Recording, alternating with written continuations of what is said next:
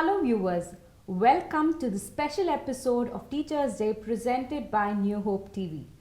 I am Dr. Jinsi Rebecca and I'm here with you with a very eminent teacher. She has been inspiring students from close to 2 decades almost, and she has been the head of kindergarten coordinator at Clarence High School. So I think you've already guessed the personality. I am with Mrs. Deborah Moses. Hello ma'am, and Hello. thank you so much for taking time to be with us today. My pleasure. And firstly, wish you a very happy Teachers Day. Thank you so much. So, can you please introduce yourself to the audience? Yes. I was the kindergarten coordinator at Clarence High School for 17 years. I started in 1998 and retired in 2015. Okay. So, it's a long journey. Yes. So, can I ask you a very simple question? What inspired you to become a teacher? Actually, teaching wasn't in my agenda at all. I finished my degree and I decided I'd go into being a secretary or something like that. Okay. I finished that and then I got married and had my children, and then I decided that children were good to work with. So I joined Clarence High School, and when I was 48, I did my degree in education and followed it by a degree in an MA in English. Oh, wow. But once I was there, I knew that was what I was called to, because I loved being with children.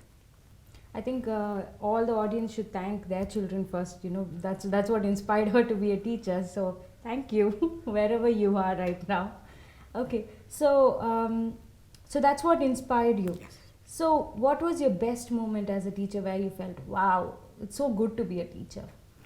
Yeah, my 17 years of being a teacher, 9,000 children passed through the portals of the kindergarten, and I had many experiences. And they bring a lot of joy to me thinking about them, and they did bring me a lot of joy then when I was at school. It's hard to pick out one, but it's simpler to talk about some of my best experiences. Just being around children, observing their curiosity and enthusiasm, their beautiful smiles, just like yours, and Wow, unique thank you. personalities are testament to the fact that we are indeed fearfully and wonderfully made. Spending time with children, sharing stories, snacks and lunches with them, talking about their joys and fears, and celebrating what makes them happy, while being firm when needed, are etched in my memory for life. Even to this day, I meet young adults who I once taught as kindergarteners, and maybe I discipline them too. It brings back fond memories to both of us, and it just makes my day. Wow, actually, when you were talking, I went back to my kindergarten days. You know, I did have teachers like you who were strict but sweet. At the end of the day, that kata meter relationship worked really well. So yeah, thank you for being such a wonderful teacher. But you know, often at times people don't realize the worth of a primary teacher. You know, always it's looked up for engineering, that this, you know, all big stuffs, and they look at high school, and they often forget the worth of a, you know, from where it began. So what are the struggles you faced in this area? Yeah, that's a great question. And such challenges are very much part and parcel of a teacher's life. Every child is unique and immensely talented in so many ways.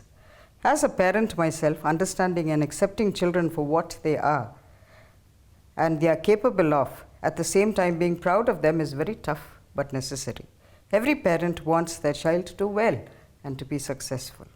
This is understandable, but this can sometimes lead to high expectations, putting the child under tremendous pressure.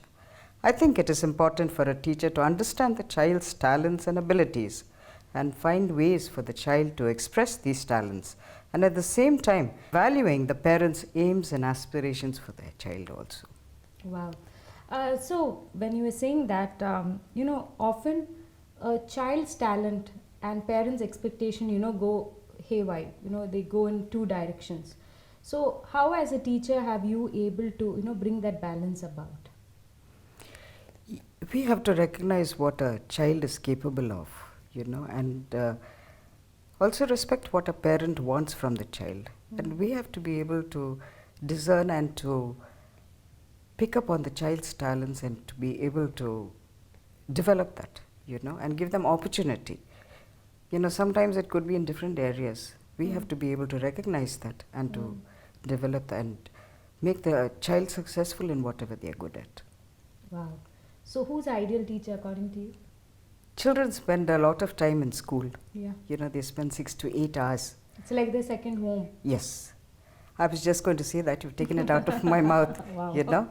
And this is about half of their waking hours. And a good majority of this, is in that. You're asking me about a primary, how primary teachers contribute to that. During this period is spent during their formative years. And this puts immense responsibility on teachers. But it also offers a world of opportunity to them. As a teacher, creating a caring and nurturing environment for the child's growth and development is very important. The teacher is often seen as a second parent, and as a parent must be loving, listening and perceptive to a child's needs. Apart from the process of imparting knowledge, the teacher plays a vital role in the holistic development of the child, like imparting values and morals, teaching good habits and social skills, and more than everything else, instilling confidence in that little life.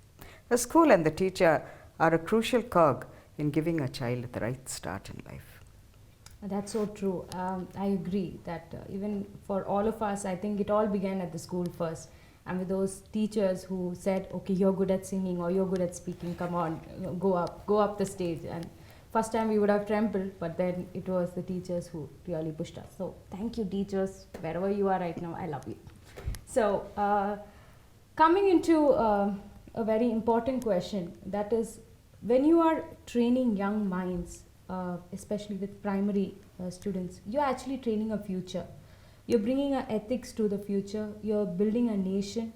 So keeping all these things in mind, how do you deal with kids? I think we need to give them an opportunity to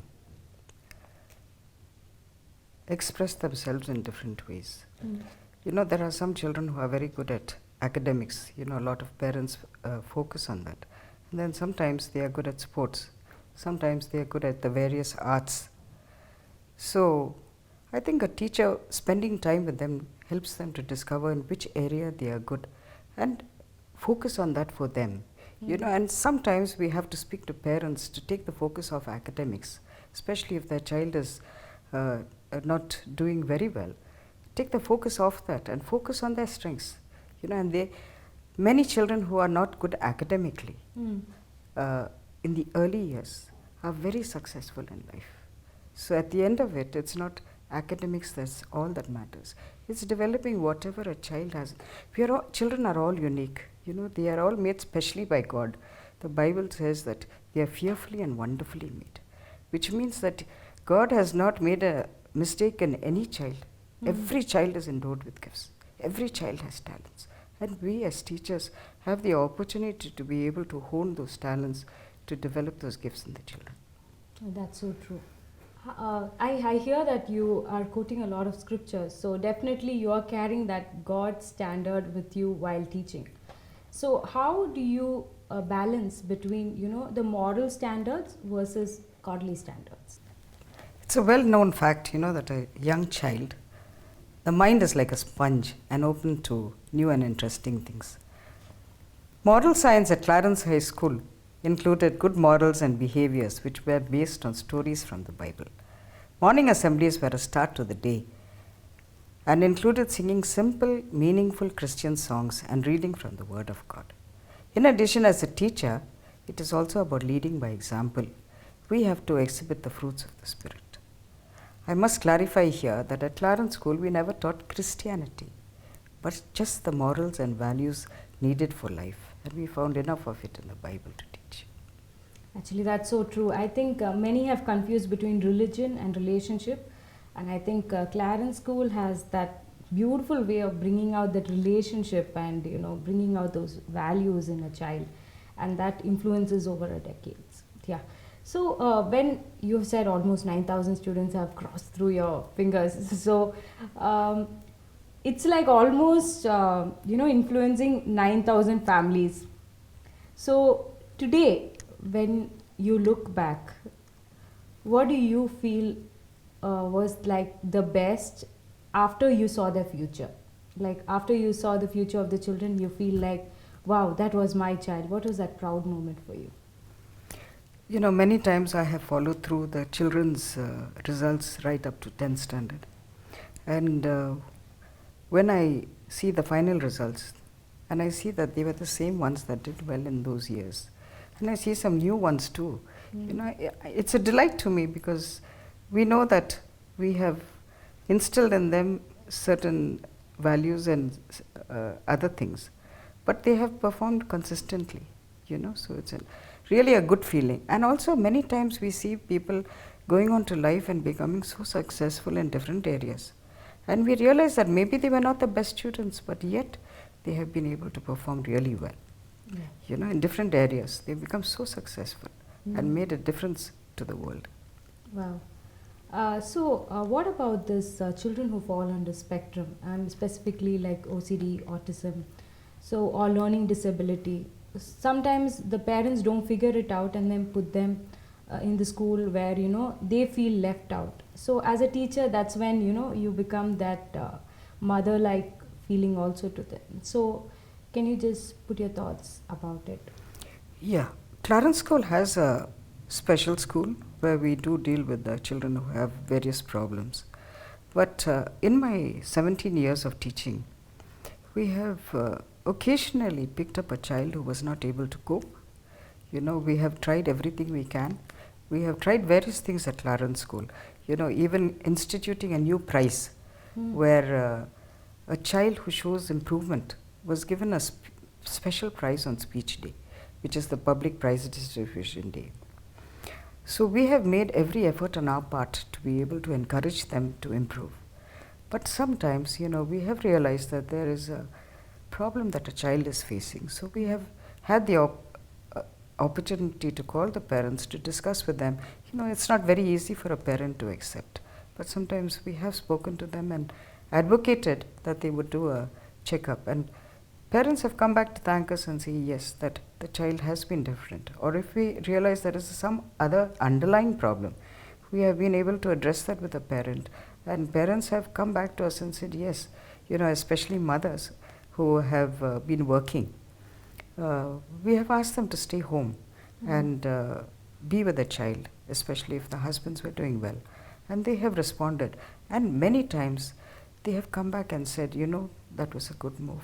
My child is doing beautifully. My child is doing wonderfully. I'm so delighted with the child. But we do realize there are children who are special, who do need special care.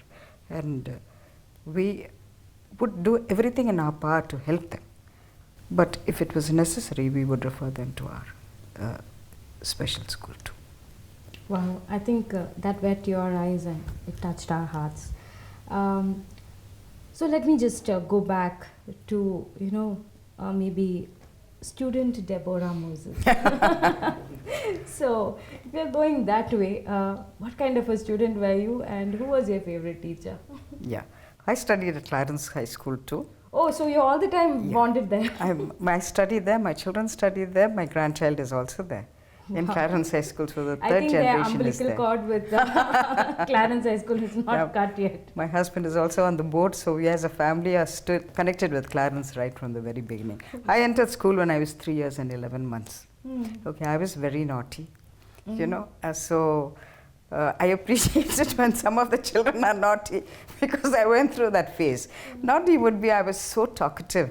I've got my report cards of my kindergarten, and when I compare them with my son, there's not much of a difference. You know, he has talkative on all his report cards and I had talkative on all my report cards. I haven't showed them though, my report cards.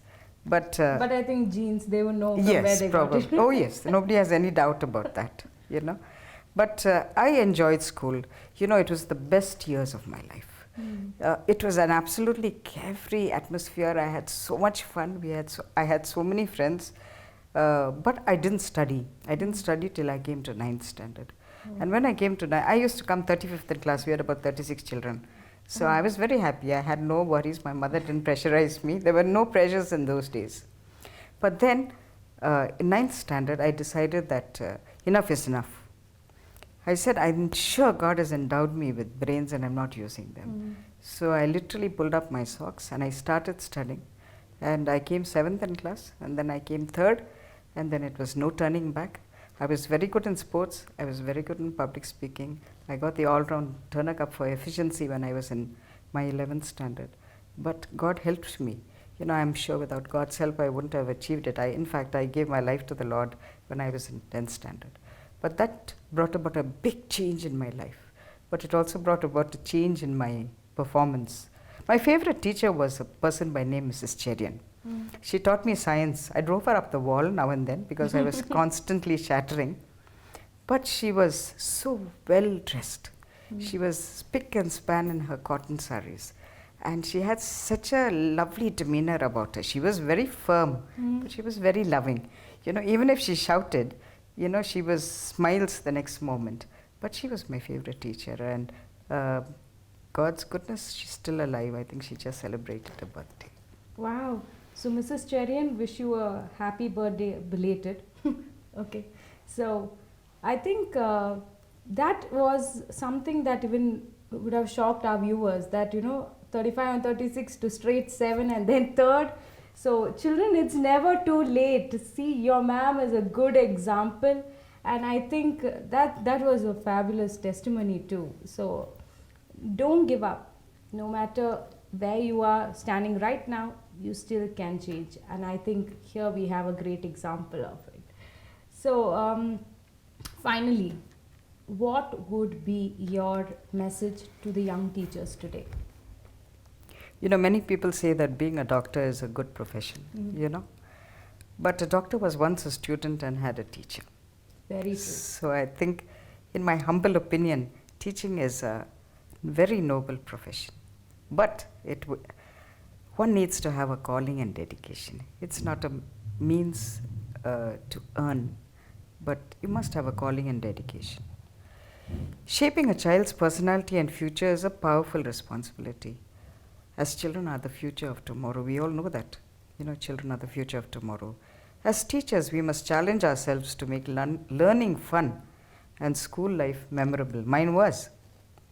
Let's not be afraid to use technology to enhance learning and experiences. Teachers must go the extra mile to show children that they care about them. Each one of them is important to them. You know, as teachers, sometimes we have worries.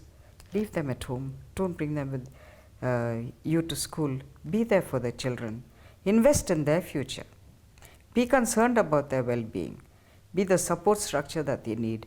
Many times children have parents who are busy, and they look to teachers to be their strength and support, and teachers really need to be their support. The reason I call this a noble profession is because the more the teacher invests in the lives of the children, the world becomes a better place. Today we see the world of education disrupted by the pandemic. But this is a God-given opportunity for all of us as teachers. Online classes are tough, but a poor education is a bigger threat than the pandemic. If it's tough on us, how much tougher it is on the children of today. So teachers, rise up and take the challenge. Be the force that keeps the wheels of education turning.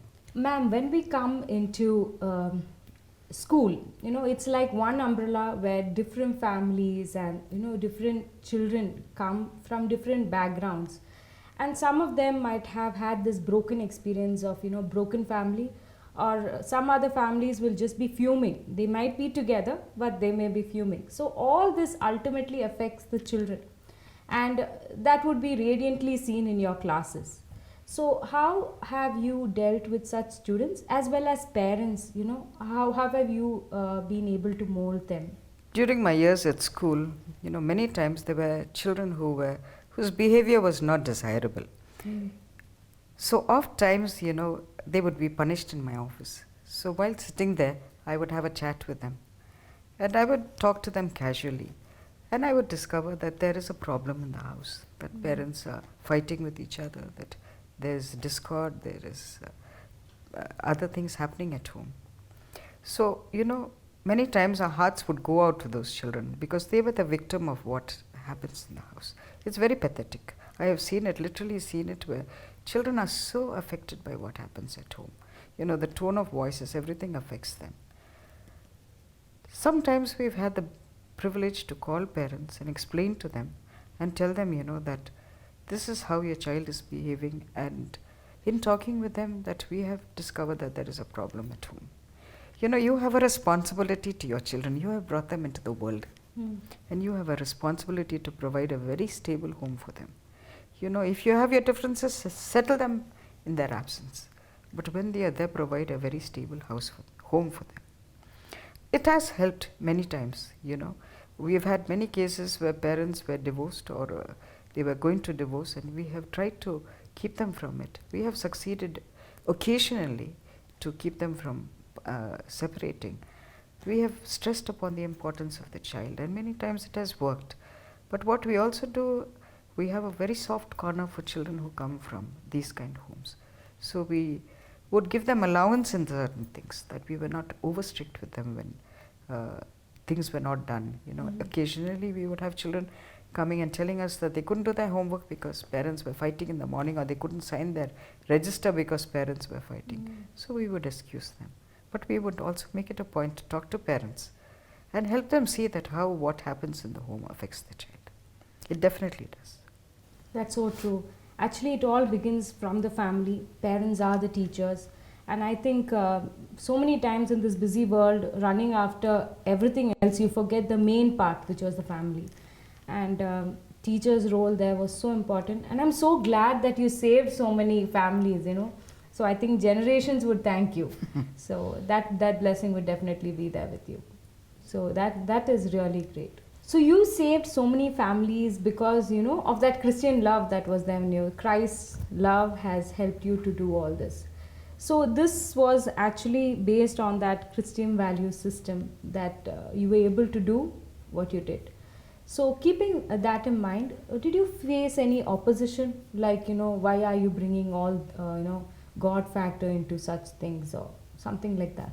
Yeah. India is a secular country, and the children in school were from all different backgrounds. We always respected the values and religious beliefs they were taught at home by their parents.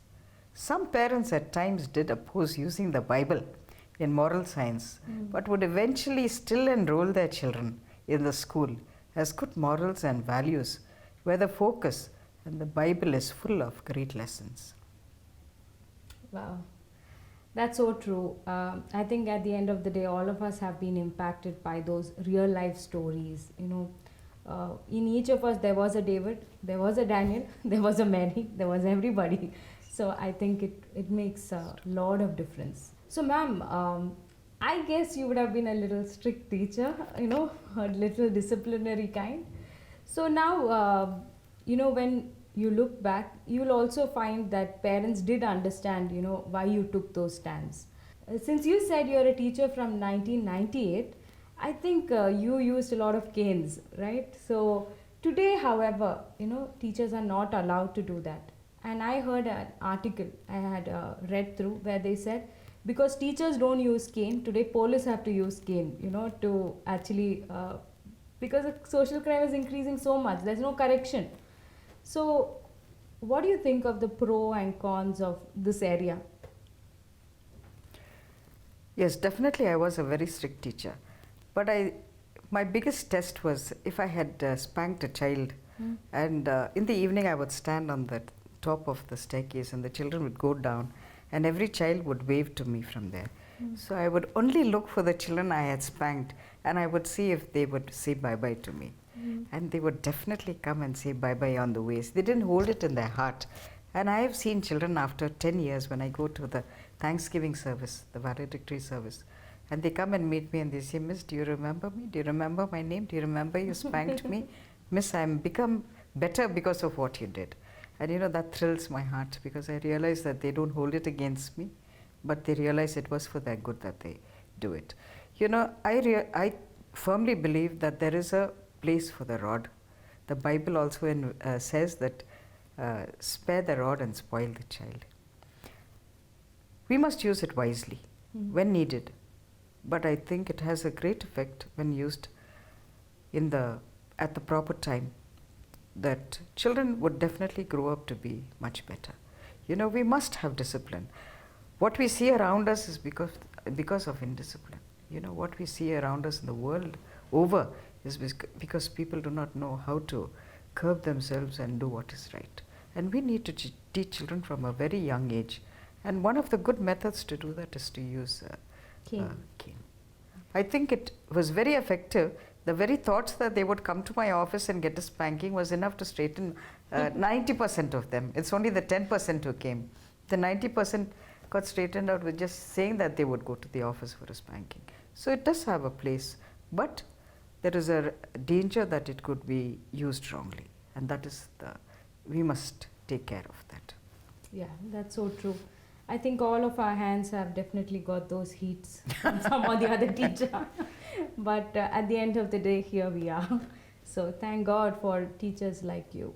So thank you so much once again for taking time out. I know you know it's pandemic around, and to come, it's really salute from my end for what you have done, and I'm sure all your students who are watching there are enjoying this moment to see you again. So I think you can just wave a hi to them and still give your love. Yeah, that's all reached you there with lots of hugs. Here's wishing you teachers a very, very happy Teachers' Day. God bless each one of you. You're doing a tremendous job, and continue in what you're doing. So viewers, I hope this episode was the most memorable one, and I think you all are going to use some of the tips at your homes. Remember that a child's education begins at home, and it is nurtured under well-cared teachers who actually care for your children. And the ultimate discipline, character, and every nature of a child begins from home and school. So this is the major area where you need to focus on. More than your money, your child needs you. Remember that. And to all the teachers and parents out there, wish you a very happy Teachers' Day.